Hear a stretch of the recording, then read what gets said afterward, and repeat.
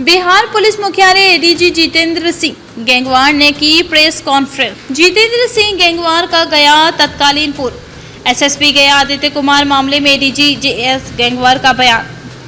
आर्थिक अपराध इकाई के द्वारा बड़े लोगों का धौंस दिखाकर अभिषेक अग्रवाल को गिरफ्तार मामले में बिहार पुलिस मुख्यालय एडीजी जेएस का बड़ा बयान। कई धारा में मामला दर्ज किया गया है। आदित्य कुमार पूर्व एसएसपी को अभियुक्त बनाया गया है। अभियुक्त को रिमांड पर लिए जाएगा, स्पीडी ट्रायल किया जाएगा। आदित्य कुमार पूर्व एसएसपी ने भी इस मामले में साजिश रची गई है। आदित्य कुमार के खिलाफ कार्रवाई होगी। आदित्य कुमार ने अपने ऊपर लगे आरोप के छुटकारा को लेकर साजिश रचा। आर्थिक अपराध इकाई जो हमारी विशिष्ट इकाई है, आर्थिक अपराध के मामलों में भी और साइबर क्राइम के मामलों में भी आर्थिक अपराध इकाई एक विशिष्ट अंग है बिहार पुलिस में। उसको ऐसी सूचनाएं प्राप्त हुई कि कुछ अपराधकर्मी हाईकोर्ट के जजेस के नाम पर छल दुरुपयोग कर एक मोबाइल नंबर के धारक के द्वारा डीजीपी बिहार और अन्य बड़े पदाधिकारियों को मोबाइल कॉल, व्हाट्सएप कॉल के माध्यम से संपर्क करते हैं और किसी भी प्रकार का निर्णय लेने के लिए अपनी बात कहते हैं। इस आशय का पत्र डीजीपी साहब ने 14 अक्टूबर को आर्थिक अपराध इकाई के एडीजी को उपलब्ध कराया और इस पत्र में उनके द्वारा लिखा गया कि उनके सरकारी मोबाइल पर एक दूसरे मोबाइल संख्या जिसके डिस्प्ले पिक्चर में मुख्य न्यायाधीश माननीय पटना उच्च न्यायालय का फोटो लगा हुआ है के द्वारा व्हाट्सएप के माध्यम से उनसे बात की गई और कतिपय कार्यों को कहने के लिए कहा जाता था। बोलने वाले व्यक्ति के स्वर यानी उसके टोन और बोलने के तरीके से मामला संदिग्ध होने के कारण उक्त मोबाइल संख्या 9709303397 का सत्यापन कर शीघ्र अग्रतर कानूनी और विधि सम्मत कार्रवाई करने का निर्देश डीजीपी पुलिस महानिदेशक महोदय द्वारा आर्थिक अपराध इकाई को दिया गया। उपरोक्त सूचना प्राप्त होते ही गुप्त सूचना और जांच हेतु आर्थिक अपराध इकाई में पुलिस उपाधीक्षक के नेतृत्व में 5 सदस्यों की स्पेशलाइज्ड टीम का गठन किया गया। मोबाइल नंबर का जब सत्यापन किया गया तो ये पता किया गया कि इस मोबाइल का जो सिम है वो वोडाफोन कंपनी का है। वोडाफोन कंपनी से जब बात की गई तो इसके जो धारक यानी जो कैफ निकाला गया कंज्यूमर एप्लीकेशन जो सिम लेते समय जो फॉर्म भरा जाता है उसमें धारक का नाम राहुल कुमार पता चला और जो कि पटना सिटी का एड्रेस पाया गया।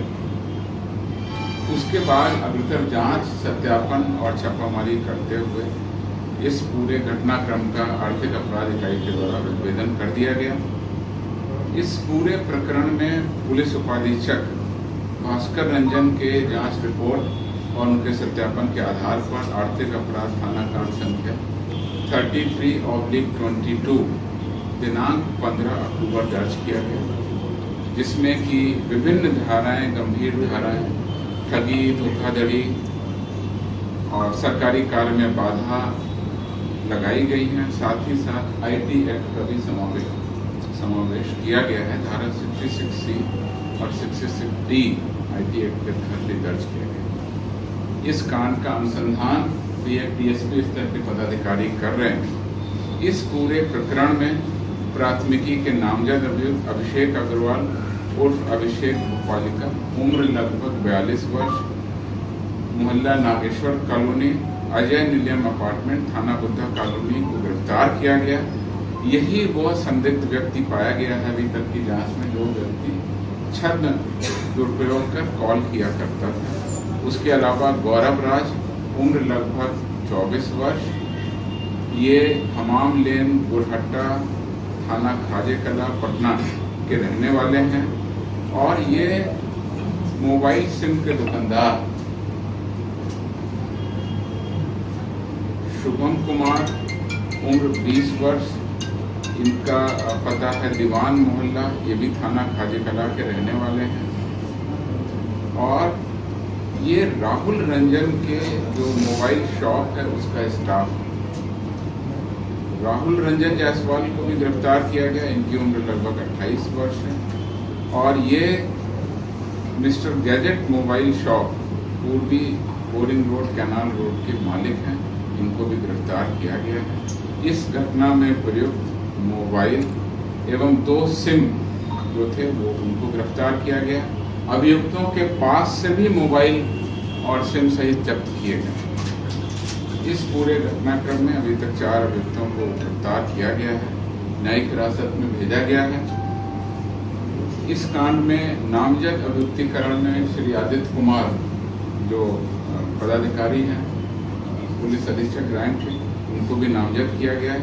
इस कांड में आर्थिक अपराध इकाई के द्वारा अग्रतर अनुसंधान किया जा रहा है। अभियुक्तों को पुनः रिमांड पर लेकर उनकी फॉरेंसिक जांच करने, जो अभी तक सामान जब्त हैं उसकी डिजिटल फॉरेंसिक करने या जो भी तकनीकी साक्ष्य हैं एकत्रित करने, उसकी कार्रवाई की जाएगी। अनुसंधान के क्रम में अभी तक जो बात प्रकाश में आई है उसमें यह बात स्पष्ट रूप से आई है कि अभिषेक अग्रवाल का पुराना आपराधिक इतिहास है और ये इस तरह के आपराधिक गतिविधियों में पहले भी लिप्त रहे। दिल्ली के कमला मार्केट थाना कांड संख्या 43/2021 दिनांक 16 मार्च 21 43/21 धारा 419 भादवी में गिरफ्तार होकर के जेल भेजे गए थे। इसके अलावा भागलपुर जिला के कहलगांव थाना कांड संख्या 543/2014 में भी इसी प्रकार के आपराधिक मामलों में आरोप पत्रित रहे हैं। अब हम लोग ऐसी कोशिश करेंगे कि उस पुराने आरोप पत्रित कांडों में जहाँ तक संभव है इनको शीघ्र स्पीडी ट्रायल कराने के बाद उनको सजा दिलाई जाए और उनके पुराने मामलों में जहाँ तक संभव होगा बेल कैंसिलेशन की भी कार्रवाई की जाएगी। ये जो नया मामला अब इनके खिलाफ में दर्ज हुआ है उसमें भी अब त्वरित अनुसंधान करके हम जल्दी कार्रवाई करेंगे। इसके लिए आर्थिक अपराध अनुसंधान की टीम कार्रवाई कर रही है। आदित्य कुमार की क्या भूमिका थी इस पूरे मामले में? आदित्य कुमार की क्या भूमिका थी, किस तरह से वो इन लोगों को लीड कर रहे थे? आदित्य कुमार इस पूरे प्रकरण में नामजद अभियुक्त हैं और अभी तक जो 4 अभियुक्त गिरफ्तार हुए हैं उनके जो अभी तक का अनुसंधान हुआ है आर्थिक अपराध इकाई के द्वारा, उससे ये स्पष्ट होता है कि आदित्य कुमार ने इसमें षड्यंत्र की पूरी भूमिका निभाई है और अब आर्थिक अपराध इकाई प्रथम दृष्टया उनको आरोपित मानकर आगे की कार्रवाई करेगी। सर, पहले का जो मामला गया था उसमें डीआईजी भी आरोपित हैं, उनके का भी मामला है और कहीं कहीं अमित टोढ़ा को भी फंसाने की साजिश है, वो आदित्य कुमार रच रहे थे। ये भी प्रमाणित होता है इन बातों से। मैं आपको बता 2 चीजें बता देता हूँ। आर्थिक अपराध इकाई के द्वारा ये मुझे बताया गया कि ये कांड दर्ज होने के बाद अब उनको और भी सूचनाएं मिल रही हैं कि इसके द्वारा और किन किन व्यक्तियों को किस तरीके से ठगी किया है। तो अब संभावना ये है कि इसमें आर्थिक अपराध इकाई अपने स्तर से और जांच करेगी और जांच करके हो सकता है कि कुछ और नए खुलासे होंगे और नए मामले।